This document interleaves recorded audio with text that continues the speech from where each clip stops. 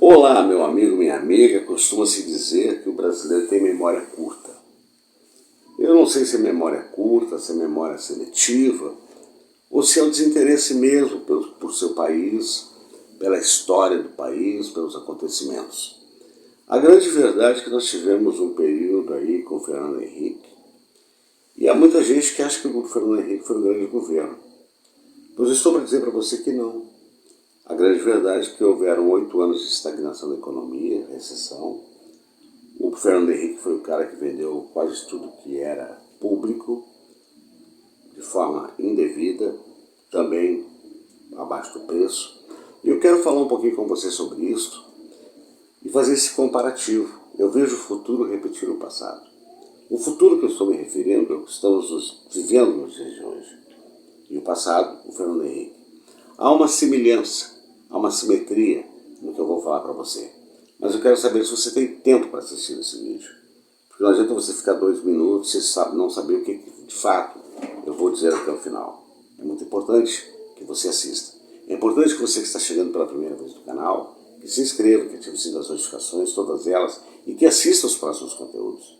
É importante para você que é inscrito, continuar assistindo os conteúdos, apoiando o canal, dando certinho, comentando, compartilhando, para a gente crescer, tá bom? Então eu quero começar contando uma historinha. Se eu não contei, eu vou contar, porque se eu contei em algum vídeo muito anterior. Vocês estão na frente de um grande idiota. Eu vou explicar por quê. Quando veio aquela questão do real, que o Fernando Henrique foi quem acabou tirando proveito disso, o Ciro Gomes até o dia de hoje reivindica sua paternidade, mas eu já falei há um tempo atrás, tem um documentário na Netflix que é Por Trás do Real, onde mostra todo o acontecimento, e aquilo foi provocado, na verdade, por Itamar Franco.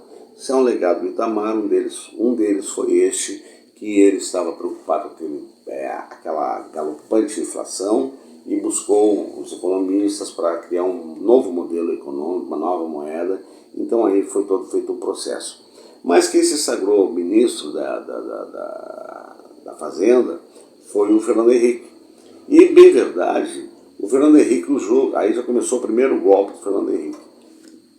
Usou a moeda do real para começar uma plataforma política. Só que a grande verdade é que foram despejados milhões de dólares no mercado para fazer parecer aquela moeda estável. E aí é onde eu vou entrar na minha parte. Porque fazendo uma análise naquele período, naquele exato momento, não havia da União Europeia, e quem regia, de certa forma, a economia europeia era o marco alemão. E o dólar também é uma moeda flutuante, né? Ou seja, com altos e baixos.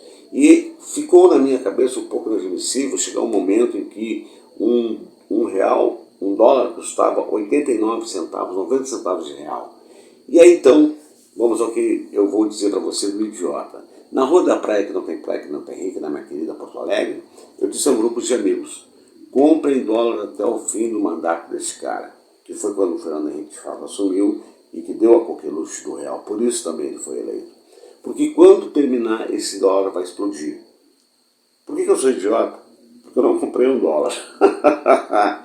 E evidentemente, em fevereiro do ano seguinte, eu já volto com outro golpe do Fernando Henrique, o dólar foi para 4, ou seja, 4 por 1. E eu não comprei um dólar. Então quem comprou dólar naquele período e guardou por 4 anos, foi comprando, ficou com muito dinheiro, obviamente, realizado em real depois. O segundo golpe que o Fernando Henrique deu foi a questão da reeleição, porque ele, em verdade, comprou o Congresso para vender a ideia de uma reeleição.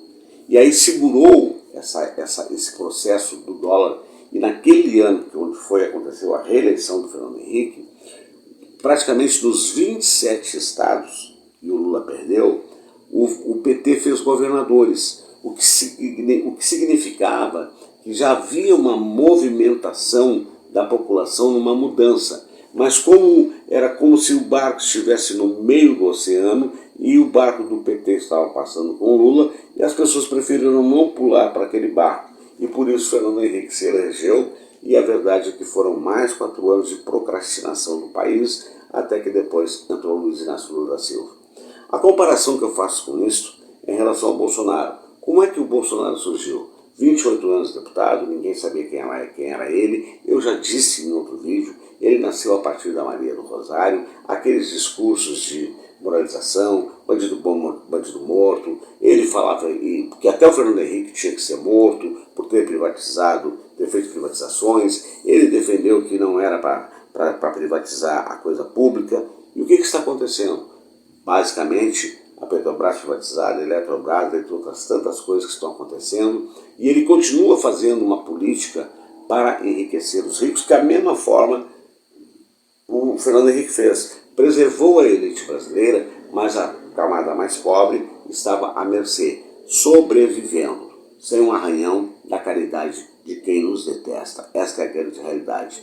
E o Bolsonaro foi fazendo, está no mesmo caminho do Fernando Henrique. E agora, então, tentando uma reeleição, num desgaste que ele tem, aliás, num processo muito piorado do que foi o Fernando Henrique nos primeiros 4 anos, porque apesar de ser um governo de estagnação e vendendo que é a coisa pública, havia a sensação de estabilidade econômica, o que acomodava os ânimos da população, ainda que o mercado estivesse incomodado, as empresas trabalhando para ter a sua subsistência naquele período. Esta é a verdade. É que, diferentemente, acontece com o Bolsonaro. Portanto, o que o Bolsonaro está fazendo agora, com essas benesses dele, aí de gás, de R$600, de caminhoneiro, de Uber, taxista, o escambau, nada mais nada menos é do que um grande golpe para uma reeleição. Reeleição dita esta que ele disse que não era favorável. Agora, como é que compreendemos alguém que disse que era contra a reeleição, luta tanto por uma reeleição, ao qual ele quer infringir todas as regras e leis vigentes do país, rasgando junto com o Centrão a Constituição? Por quê? Por qual motivo ele quer uma reeleição? Então, nós estamos repetindo o passado. Melhor dizendo, não repetiremos o passado se, evidentemente, a população acordar, se a população entender que tudo isso não passa de uma grande orquestração, porque, tal qual na reeleição do Fernando Henrique, quando o dólar pulou de 1 para 4, no real, desvalorizando a moeda, a mesma coisa são esses benefícios que o Bolsonaro está dando. Eles só vão até dezembro. Será um Deus nos acuda em 2023. A reflexão é essa. O futuro não pode repetir o passado. Da seguinte forma, é Lula no primeiro turno, a eleição de deputados e senadores de esquerda para nós voltarmos a sorrir, como diz o próprio Lula. Mas a verdade é esta. Há uma equivalência, através dos tempos, de um partido que é o PSDB, vídeo que eu fiz em 2018, dizendo que o Bolsonaro era o segundo candidato do PSDB. E a grande verdade é que foram milhões na campanha do então Alckmin, que botaram no lixo, porque não ganhou, e o PSDB encolheu na Câmara, encolheu no Senado, encolheu com governadores, e hoje é um partideco, que morreu. Morreu no sentido segurado, mas a grande verdade é essa. Se nós deixarmos nos levar por falácias, por discursos, por presentinhos, por coisinhas que mascaram a realidade, nós poderemos estar dando voz a Bolsonaro para uma reeleição. O que, evidentemente, a maior parte dos brasileiros não quer. Mas esta mesma maior parte dos brasileiros que não quer, no período da reeleição do Fernando Henrique, ficou com medinho de pular de barco. E a grande verdade é que o medinho de pular do barco do Fernando Henrique gerou mais 4 anos de estagnação até que Lula conseguiu chegar ao poder. Está dado o meu recado, eu espero que você tenha gostado, espero que você compartilhe, que você dê o certinho, que você comente, que você ajude o canal a crescer. E, é como eu sempre digo, aqui é a voz da esquerda resistente, a verdade doer quem doer. E para finalizar, eu não posso esquecer de dizer, com a graça de Deus, até o nosso próximo encontro.